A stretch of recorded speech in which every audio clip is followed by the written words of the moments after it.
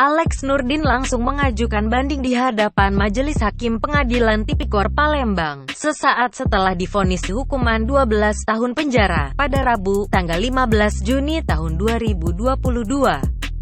Mantan Gubernur Sumsel 2 periode ini, secara tegas mengatakan tidak setuju dengan vonis hakim yang menyatakannya terbukti secara sah, dan meyakinkan telah bersalah melakukan tindak pidana korupsi dana hibah pembangunan Masjid Raya Sriwijaya Jakabaring dan pembelian gas PD-PDE.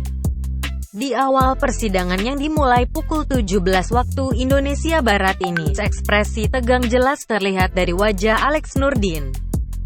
Tetap dengan penampilan yang sama yakni menggunakan kemeja putih, raut wajah Alex Nurdin menunjukkan benar dia dengan seksama mendengarkan vonis yang dibacakan hakim. Namun, ekspresi ketegangan itu tidak lagi terlihat setelah hakim kembali melanjutkan sidang yang sempat ditunda 1 jam lantaran waktu sudah memasuki jadwal salat maghrib. Alex terlihat lebih tenang dan tidak lagi nampak tegang di wajahnya.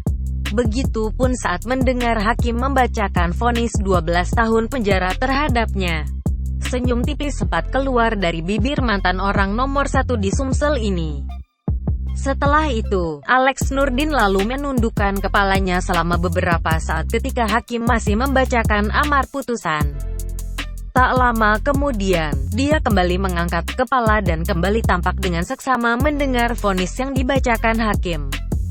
Selain vonis 12 tahun penjara, Alex Nurdin juga dijatuhi hukuman membayar denda sebesar 1 miliar rupiah subsidi 6 bulan kurungan. Jangan lupa subscribe, share, komen, dan like ya!